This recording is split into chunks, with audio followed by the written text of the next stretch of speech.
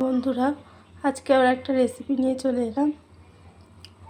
দেখো, আমি কড়া আগেই বসিয়ে দিয়েছি আর এতে আলু ভেজেও নিয়েছি। তারপর তোমাদের দেখাচ্ছি।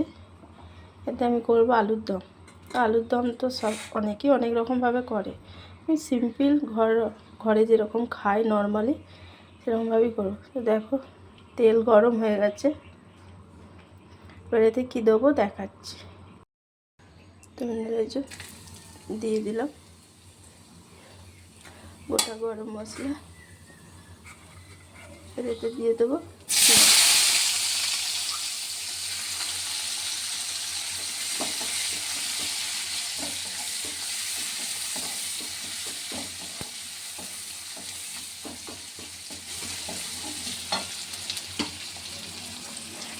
পেঁয়াজটা দিয়ে দিলাম। এটা ভাজা ভাজা হয়ে গেলে এতে কিছু মশলা অ্যাড করবো।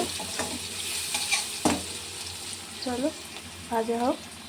চলো এবার এতে আদা রসুন আর একটু হলুদ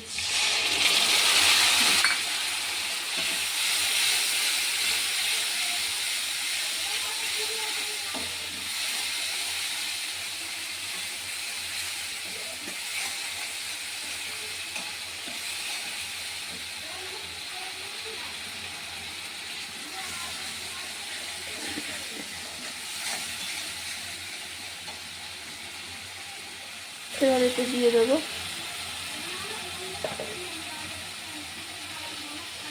লঙ্কা গুঁড়ো,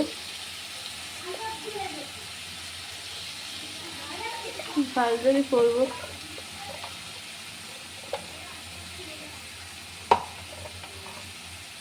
দিয়ে দেবো জিরে গুঁড়ো,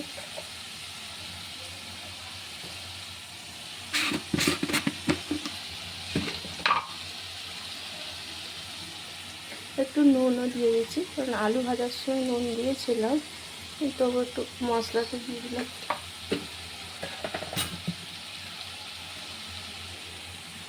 আর দিয়ে দেবো একটা টমেটো।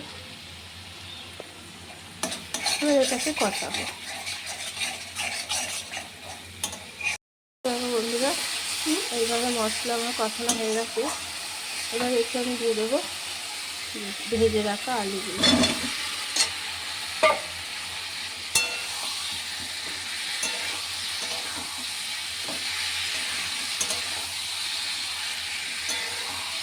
চলো এইভাবে আমি ঢাকা দিয়ে কষাবো।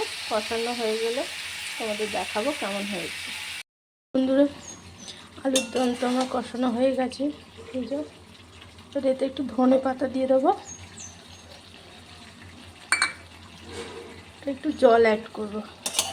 একটু ফুটে গেলেই নামিয়ে দেবো, কারণ একদমই তো শুকনো, একটু গ্রেভি না রাখলে খাবে কী করে।